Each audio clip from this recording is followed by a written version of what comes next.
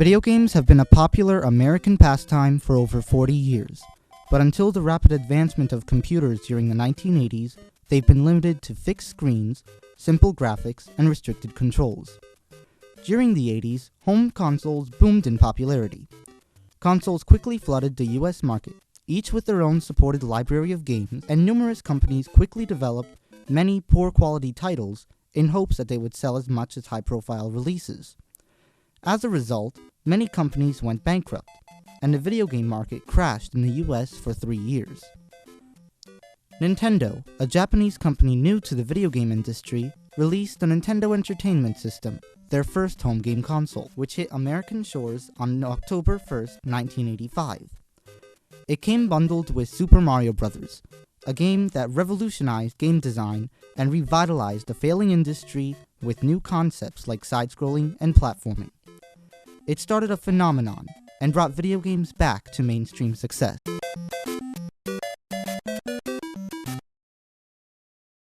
Early video games from the late 1970s and early 1980s were hampered by hardware constraints.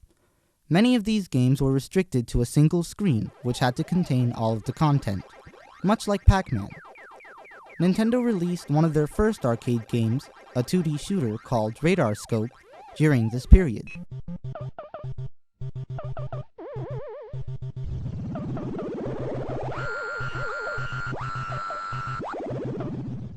It saw modest success in Japan, but failed at the US market, citing the annoying sound effects as the big turnoff. Shigeru Miyamoto, originally hired as an artist, was given the task of directing and designing a replacement game. Instead of improving on the old one, he scrapped the entire project and worked with a team of programmers to create a new game called Donkey Kong.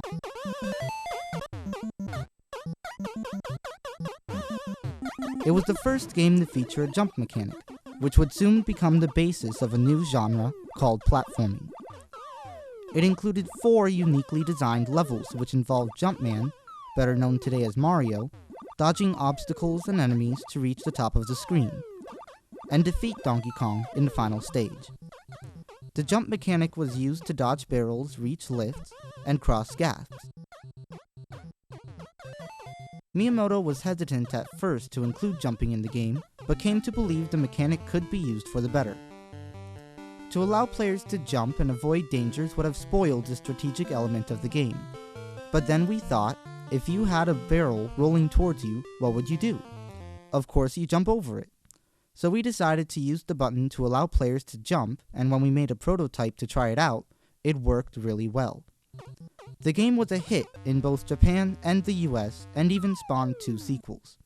But this success was soon followed by the US video game market crash in 1983.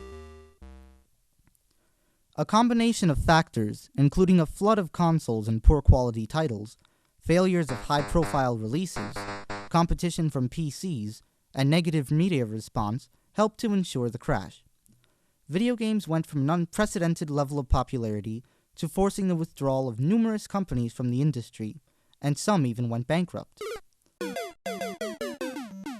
Atari's bankruptcy was the most infamous event that spawned the crash.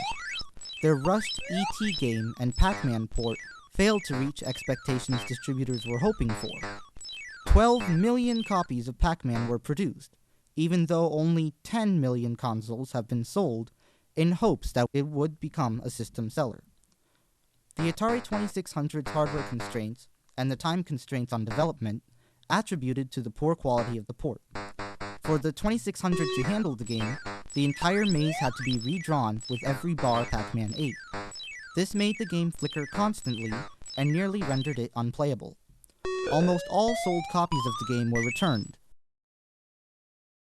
5 million copies of E.T. were produced in hopes that it would sell, just based off of the popularity of the film. But much like Pac-Man, the development was rushed. Here's what the star of Universal's hit movie looks like after making the change from the silver screen to the video screen. Atari has made E.T. a star for the second time in the most eagerly awaited video game cartridge since Pac-Man.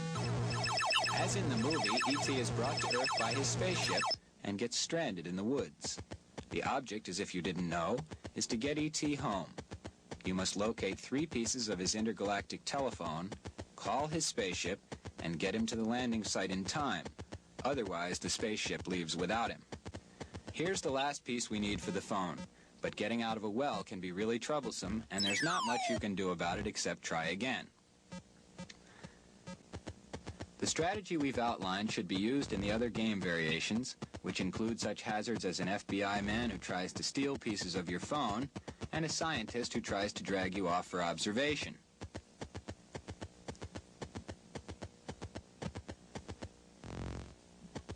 When E.T. is in a send-back zone, indicated by a symbol that looks like the Roman numeral 3, he can repel these two enemies. And of course, E.T. can always run away from them, though that sometimes leads him right into a well. The annoying sound effects, sloppy controls, and confusing with design was such a disappointment, nearly all copies of the game were returned. Atari was handed back millions upon millions of merchandise that nobody wanted and they couldn't sell. Atari sent 14 truckloads of E.T. and Pac-Man cartridges to be buried in an Alamogordo, New Mexico landfill. Media backlash sensationalizing the event downplayed video games as a fad and sent the home video game market in a spiral. In contrast, the Japanese market was quite the contrary. Nintendo released their first home console, the Famicom, in Japan, July 15, 1983. It went on to become Japan's best-selling console by the end of 1984. It was given a full launch lineup in the US October 18, 1985, and came bundled with Nintendo's newest masterpiece, Super Mario Bros. By this time, competition in the US market was wiped out. Nintendo didn't repeat the same mistakes Atari made. They pushed for better quality games. Super Mario Bros. Was a testament to Nintendo's quality standards. The game was unprecedented in complexity, featuring a variety of uniquely designed levels, allowing players to find secret areas and skip levels, or just sections. Each of the 32 levels was adorned with enemies, useful power-ups, a variety of platform types, and collectible items to let players experiment with. The controls allowed the game to flow smoothly and predictably through treacherous level designs that could not have been attempted with a static jump or fixed screens. Perhaps the best example of a platform game predating Super Mario Bros. Was Pitfall, one of the Atari 2600's most popular games. The game was laid out horizontally and didn't scroll. The level design was much simpler and more linear than Super Mario Bros., and the gameplay was very primitive. Pitfall is a graphically stunning game that is taking the VCS jungle by storm. The game is comprised of 255 different jungle scenes laid out horizontally. By running to the edge of one scene, you automatically advance to the next.